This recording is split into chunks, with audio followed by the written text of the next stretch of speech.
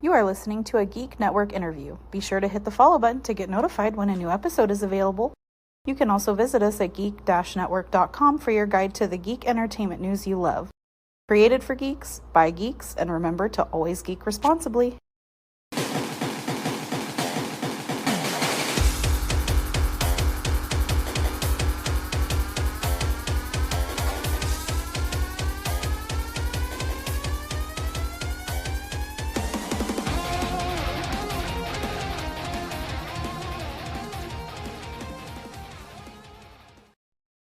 Okay, kids, it's time for another episode of the Fueled by Weird podcast, the only podcast unofficially recognized as a member of the Firefly Funhouse. I'm Chris Daly, and today I have the pleasure of chatting with the captain of Idaho Armored Medieval Combat Team, Ethan Watt, and the captain of the East Idaho team, Rick Percinsky. Ethan, Rick, how's it going today, guys? Good. Thanks for having me. Yeah, doing great. Thank you. Yeah, thanks for being here, guys. So usually we like to start the show off with a little bit of an icebreaker question just to kind of get the conversation rolling. So today's icebreaker question is, what is something you think is totally overrated? Ethan, let's start with you. As far as like in the Buhurt armored combat stuff. Oh, just in regards to anything. Oh, okay. Nothing's off limits. Totally overrated. Coffee. Coffee's overrated. Yeah. Man, I'm going to come out swinging and make some enemies right off the bat. In and out. I'm over that. Yeah. Had it twice. Didn't. Yeah, it was a burger. Same. Yeah. I could take or leave In and Out. I don't know. I've never actually had In-N-Out, so I can't speak to that, but I can agree with you, Ethan, on coffee. My wife and my daughter are huge coffee drinkers. But yeah, I don't get it. Now all three of us are fighting, so. Yeah, I don't get out of the state really out of the city very much, so I haven't had a chance to try In-N-Out, but yeah.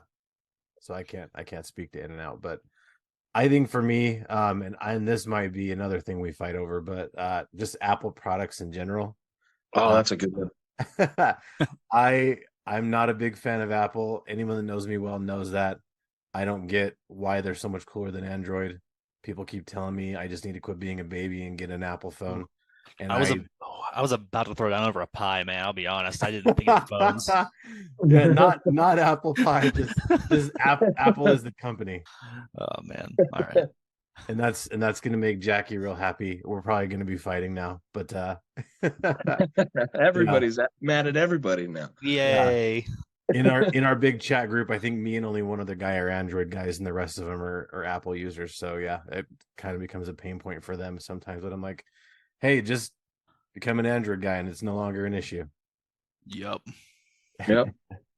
Awesome. All right. Well, let's go ahead and move on to so Fueled by Weird.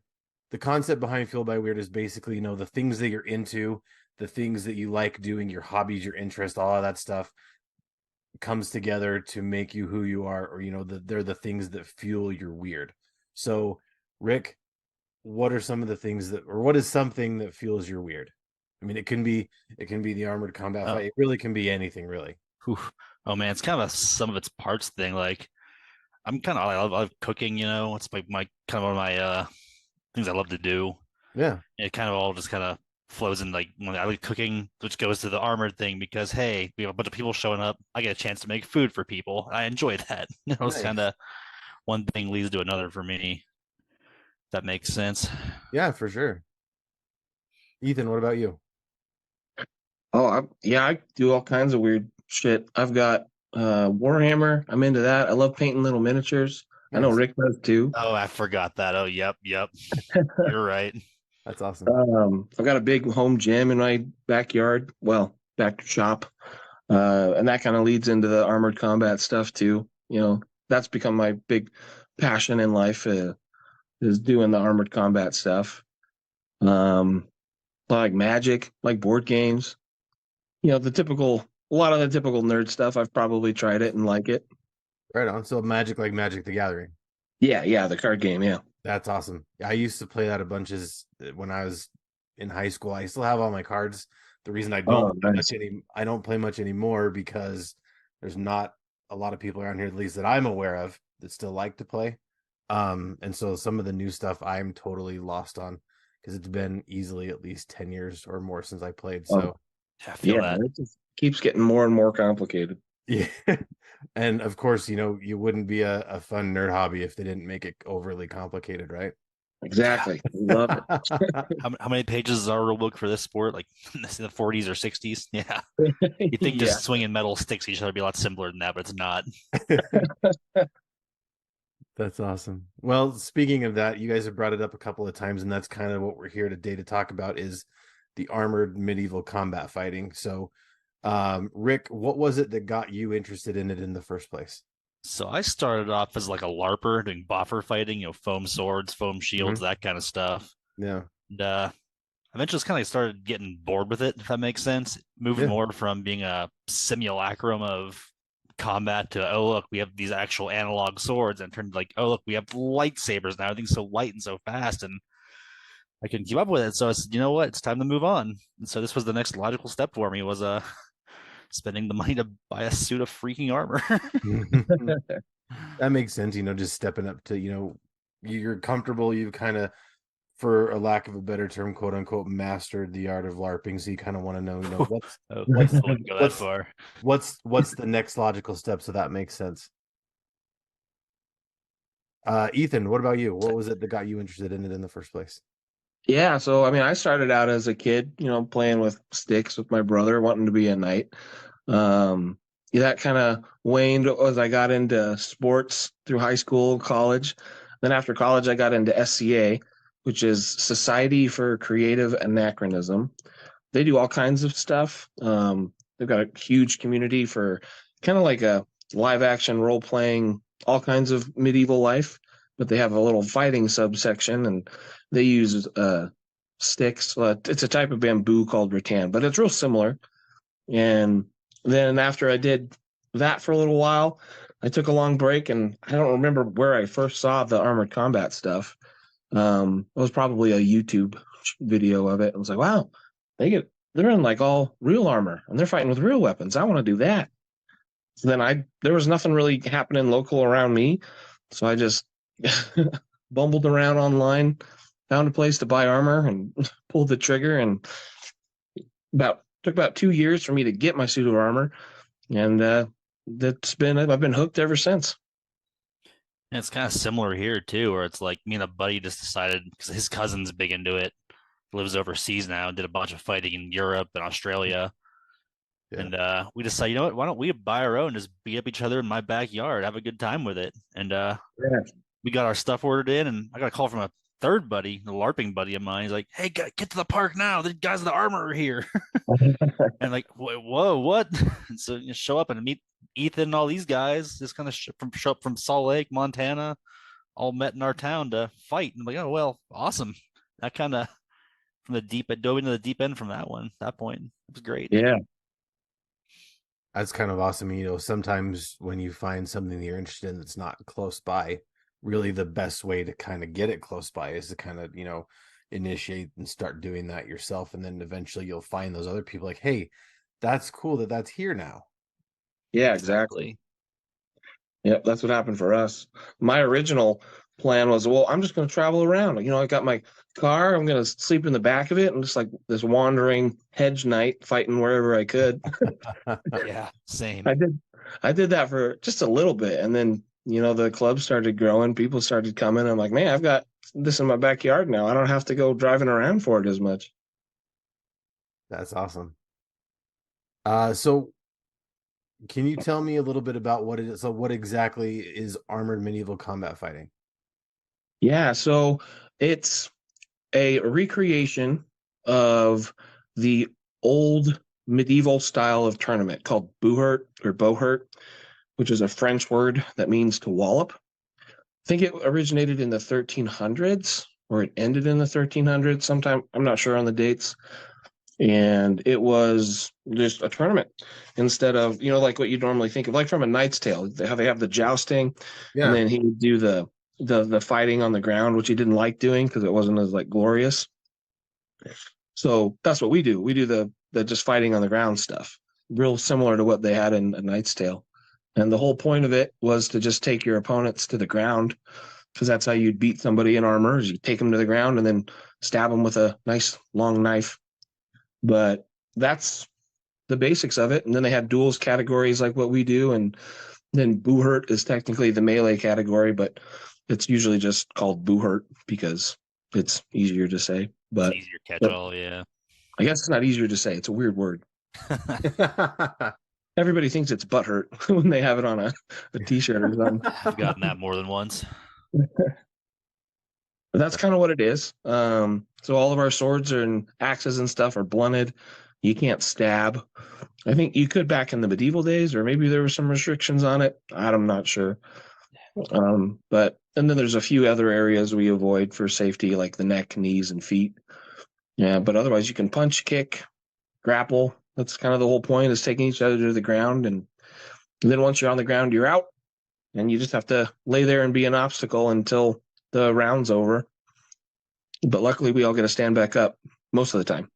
Yeah. That's good. So how did this originate? How did it get started? I mean, I get that, back in the medieval times it was a pretty common thing, but in our time, what was the origin of that? How did it get started? Rick might know more than me. Ooh, I'm not super well versed in history. I know it started off like in Russia and Ukraine, really big. They had all the plentiful, cheaper metal to build the suits out of, and just kind of, I'm not sure how it proliferated, but I know it started there. Yeah, that's what I heard too. It started in Ukraine and just started spreading out. I think there was some SCA people that kind of started it up in the States, I think, but I'm not sure how it got started in the States. But I'm pretty sure the sport as a whole started in Ukraine and Russia. Gotcha. Okay. So you've kind of gone about a little bit, but how do I try to say this? How does it work? Like when you're in a typical match, like explain to me how a match would go. So generally it starts off, there's like either 3v3, 5v5, and then go up from there. But 5v5 is kind of the standard. So you'll have your team on one side, their team on the other. You'll have a guy kind of refereeing in the middle, trying not to get hit. Yeah, and there's two different, I guess, ways to fight. Yeah. There's the melees, which are what Rick was talking about, the 3v3, 5v5, and there's duels, which are just one-on-ones, and there's different weapon categories. And those are points. There's scorekeepers that keep track of good hits. But in the melees, it's just last man standing. Yep. Cool. And do you guys, and I kind of already know the answer to this just because I've been friends with you for a little bit, Rick, but do you guys have practice? Like how do you prepare for these? Yeah, we actually have a local practice twice a week here. We get together. We'll either be in armor, out of armor, mostly out of armor at this point because people are still getting their kits put together. In my group, it's still really new in this area. Mm-hmm. So we have MMA gear. We'll use that, and we still use like the boffer, the soft swords. Practice techniques like grappling, different moves we have, how to throw a proper shot, that kind of stuff. We just kind of meet up and get the muscle movement down for when people actually get their gear, so we can just jump right into it. Gotcha. And Ethan, what about in your neck of the woods? Yeah, real similar. We have practice 3 times a week. Monday and Wednesday are our soft kit days. That's what Rick was talking about with the MMA gear. So you can just kind of simulate wearing armor, wear bulky gloves like hockey gloves or something, and then work on techniques, different throws, different plays for the team fights. And then Fridays we try to do a lot of similar stuff, but in armor, and then have time for people to work on duels, or as people get more armor, we'll scrim or do scrimmages and just fight against each other. Nice. So, I mentioned in the beginning that you are the captain of all of Idaho, and Rick is the captain of the Eastern Idaho part. How did that kind of infrastructure get started? Well, I'm just the captain of the Boise team. Okay. I just started up the Idaho Armored Combat website and Discord, and that's the whole intent on that is just to make a place for the whole community to use to coordinate and talk to each other, because it's just been the sport is so new. People use Facebook, people use like text groups. There's not a good like way to communicate and organize. So that's what the whole Idaho Armored Combat thing over Idaho is. And I just picked a name that was hopefully easy to Google. But as far as taking it locally, there was a club in Boise, and it kind of died off. People just lost interest. So I said, "Hey, I'll run practice until you guys find a new captain." But nobody came back, so it's pretty much one person came back, and then otherwise it's all brand new people that I just started reaching out. Talk to people, and as soon as one person knows, they tell another, and a lot of it's by word of mouth. Just kind of slowly started to grow. And then I just try to help like locally, around like with what Rick is doing, and we had another club just start up in Burley, and Britt is running it over there. But it's just I couldn't even tell you really how it works. I'm still figuring it out. Yeah, right. Well, it sounds like you guys are doing a good job. So I'm guessing, Rick, that the area in Boise, or the group in Boise, got big enough that maybe it finally was able to branch off here in Idaho Falls. Exactly. They've been a huge help for us getting our start. Like after the Pocatello Ren Fair earlier this summer, we did a new member orientation on our side of the state, and Ethan and his boys were incredibly helpful coming over and bringing their suits, helping people who are interested get kitted up for the first time just to try it out. And it was a great time. It's the shortest I can say about that is it was amazing. I was expecting maybe 5 people to show up. We had, I want to say, like 20-ish. Yeah, That's crazy. That was so cool. It was nuts. That's awesome. And going back to what you said, Ethan, Discord has been a huge help in regards to communication. I know us here at Geek Network, we actually just recently implemented Discord as a better way to communicate, because we had just been communicating through Facebook chat up until now. But sometimes things get lost in the sauce, and stuff that comes out that you can't remember what happened. So it's good to make all those individual channels that kind of keep things a little bit more organized. Exactly. Yeah, we were having that same struggle. And when you've got, like in September, we've got an event every weekend. So we've got different channels for each event, and if you're trying to do that all over in one big message, it gets lost. You don't know what you're talking about. So Discord's been a huge help. I've got a couple people that because I'm not particularly tech savvy. So some people have been helping me run that, which has been a godsend. That's been super nice. Yeah, that's cool. I know, like, I'm somewhat tech savvy, but I know there's all sorts of cool things you can do with the Discord. But we're kind of just got it up to the point where it's functional, and most of the people in there are also not very tech savvy. So it's even getting them to come to Discord has been kind of tough, because it's getting someone out of their comfort zone, trying a new thing. So that's cool. That's what Buhurt is getting out of your comfort zone. Yeah, for sure. Right. Absolutely. I mean, not everyone wants to get hit in the face, but sometimes, it's really good way to relieve some stress by hitting somebody else in the face. Definitely. Nail on the head right there. Right. Yep. All right. So you did mention that you have competitions every weekend, and I know that you have one coming up. I believe it's next weekend. Well, yeah. I'm in Utah right now at one. And then next weekend is the Burley one. And then I don't remember which one was after that. Then Boise after that in 2 weeks. Yeah, well, that one's on the September 23rd. Yeah, there's another one on the weekend before that, but and that's just September. Usually it's not this busy. Like August, September is the busiest, and then it gets real quiet in the winter. And there isn't anything really until February. After September, it slows down a lot when it gets cold. Which doesn't make sense, because it's so much nicer to fight when it's cold. But what do I know? So do you guys, you kind of mentioned during the winter it's a little bit slow. Do you guys have a lot of tournaments during the summertime? Yeah, summer. All over the place. You do like team versus team, or like is there like a how do the tournaments work? Yeah, well, the best example will probably be Carolina Carnage. So that's in South Carolina. We went last year. It was really cool. It's held in a big rodeo arena Uh, because the rodeo dirt is actually really nice So for fighting soft. on. Yeah, it's nice and soft.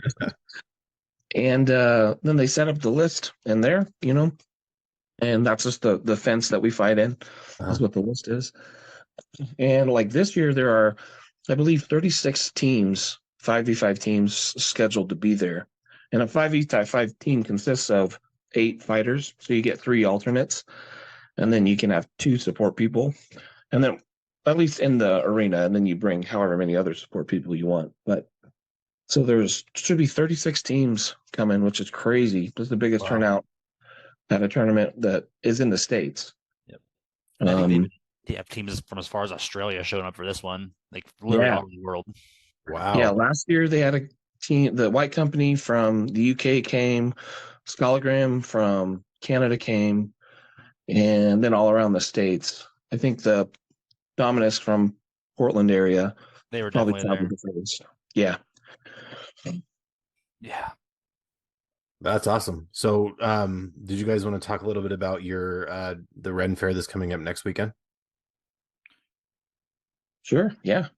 That one I haven't actually worked with that organization yet because they just started up. They're new, and what a Ren Fair event looks like is we're kind of more performers at that.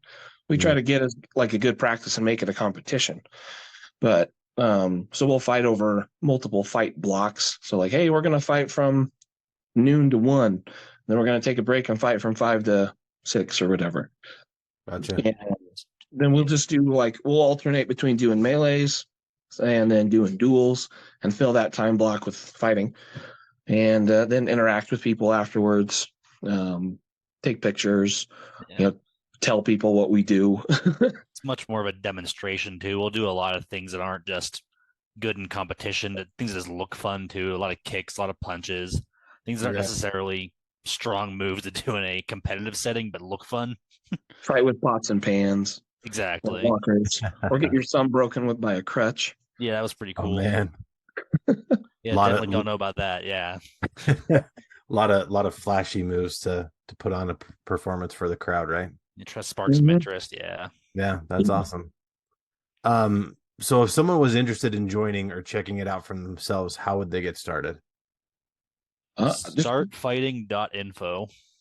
That's the go-to there. That's the general website for everyone, for nationwide anyway. You said that was startfighting.info? Yeah, I'll double check that real quick for you, but I'm 99% sure that's what it is.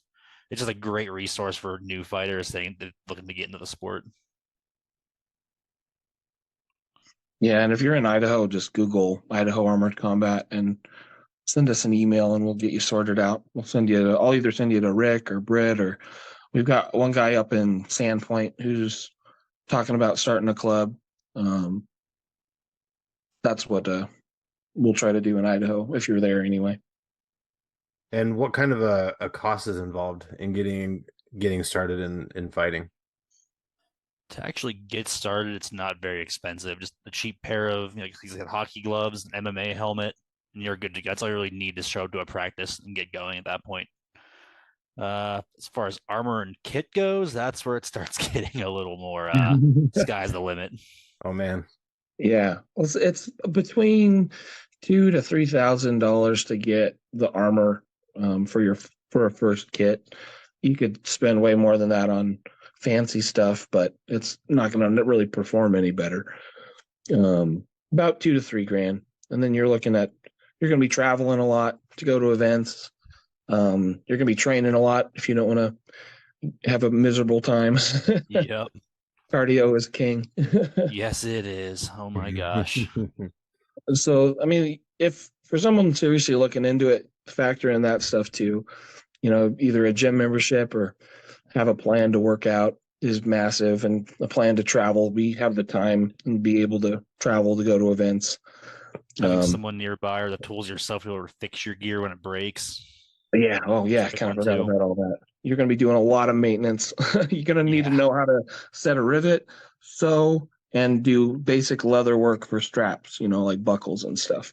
No. Yeah. There's a lot that Wow. goes into it. But also, we try to encourage everybody, like, this is your hobby. Take it as seriously or not seriously as you want. If all you want to do is come and, just be at practice and watch and hang out with the group, that's awesome. If you want to go to an event once a year, that's awesome. If you want to do it every weekend, that's awesome. We'll work with you on however you want to enjoy your hobby or your sport. Exactly. It's and be welcoming to however people want to enjoy it. That's one of the first things I tell our new people at practice is, if you show up once, show up for 6 months, I might not remember your name, but I'll still greet you like I remember you. Like, Yeah, you're still exactly. welcome. Yep. That's awesome because there's a lot of times that people will be interested in a hobby and they'll be really scared to start it, and then they finally get up the courage to start it, and they're not very welcoming, or you have to be very strict about it. Like, if you don't take this serious, you can leave. And so that's cool that you guys are really accepting of that, regardless of how involved you want to be, or regardless of the level of involvement you want. You guys will still treat them the same, which is really cool. Yeah, and it's a hardcore sport. It's tough, and that kind of it makes people want to, I guess, force that on other people. Like, oh, you want to be this tough if you want to do this thing or whatever. And I always thought that was kind of silly, but I think you get that with any kind of hardcore sport, whether jujitsu or boxing, whatever you get guys that kind of identify, hey, this makes me tough, and so you better be tough too. But that we're all the same nerd, and we just want to have fun fighting with swords. So everybody can do it at Exactly. different pace. Heck Yeah. I mean, sometimes you'll have, the guy that wants to come out and be hardcore, and he's like throwing his whole self into it, and everything about him is this or her. We're not going to discriminate. True. But, you sometimes have, the casual person that just, has some steam to blow off, and they just want to come and beat the crap out of other people for a couple of hours. So yeah, that's very cool. And there's all types of geeks out there, like you mentioned, and it's cool that Idaho's not known for a lot of stuff, and usually if you want to get to the really niche nerdy stuff, you have to go outside of the state. So it's cool, like guys like you and guys like Brandon Kimball and his friend, who are bringing the cons to Idaho Falls, which is really cool, that we're starting to get Idaho's starting to get a lot more nerdy, and that's very cool. Like, I think the thing is there really are a lot of nerds in Idaho, but as typical nerds, you don't really like to associate with each other because it's scary to talk to people, Yeah, gross. Right? That's silly. So it's good that we're finally getting stuff like this that'll bring nerds together, because it's awesome that, they're there, and you just don't think that anything is like that in Idaho, because it's Idaho, and you never hear about anything cool like this in Idaho. So it's cool that you make this happen. Well, that's the coolest part for me, has been bringing people together. It's the community and like the group of people you're around, because we've all kind of got the same screw loose. We've all kind of looking for the same thing, which you haven't found in other groups. So for me, the brotherhood that has come up from the guys I'm with, and the friendships, relationships I make with people from other teams, that's been what's really turned it into a passion for me, instead of just a hobby, is providing a place where you can come after work and just hang out and get that brotherhood and that bond with people that you trust really closely, because we're fighting with weapons that'll kill each other, and if you don't trust your partner to not hurt you and to help you grow, you're not going to come back. So being around guys like that you trust has been huge for a lot of people. It's been good therapy. I agree with that 100%, man. Like, some of my best friends I have in the sport I never would have met otherwise. Like, it's been great, just the short of it. Yeah, and it's good to have the circle of friendship, because usually it's like, I've talked about this on other shows where it's hard to do a thing by yourself, and so it makes it a lot easier if you find a bunch of like-minded people, or people doing something similar to what you're doing, because like you said, it does create that bond, that brotherhood. And even when you're not doing the thing, whether it be armored combat fighting or even with us here at Geek Network, you still find that brotherhood of people, because you're with people that are doing the same thing you're doing. And even when you're not doing that thing, you've still got that relationship and you can count on it and you can have those people be there for you. It's like you said, people you can trust, and it's people you can go to when you need stuff. Exactly. You just need someone to talk to. Yep, definitely. That's very cool. All right. Well, where can we keep up with you guys? Where can we stay up to date on all the things that are happening so we can come support you guys? Our Facebook, it's kind of where we post most things. I'm not good at social media. I haven't followed it very well. That makes two of us. If you want to get involved, join the Discord for sure. And you can get that just by emailing us, the Idaho Armored Combat at gmail.com. And then that would be the best way to stay up to what's going on in Idaho, would be just get in the Discord and watch. But like, not just Idaho, the region at large. We post all the Utah, the Montana events on there too. Keep in touch with all those guys. Just the greater local area.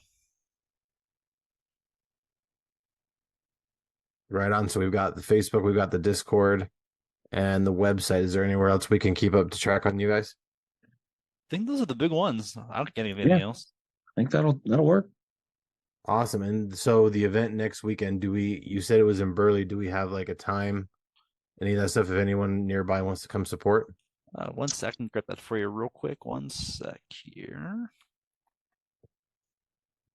Oh, where'd the flyer go? I just had the flyer. There it is. That's does not have times on there. The flyer doesn't have time. It just says September 1st and 2nd is all it says. Well, fight blocks are going to be at 1 o'clock and 5 o'clock at the Ren Fair. So probably at least noon, just to get there in time. Yeah, depending on travel time, stuff like that. And then if you're in the Boise area, September 23rd, the Ren Fair in Garden City, and same times, 1 o'clock and 5 o'clock are our fight blocks on both days. It'll be a Saturday, Sunday event. Thank you.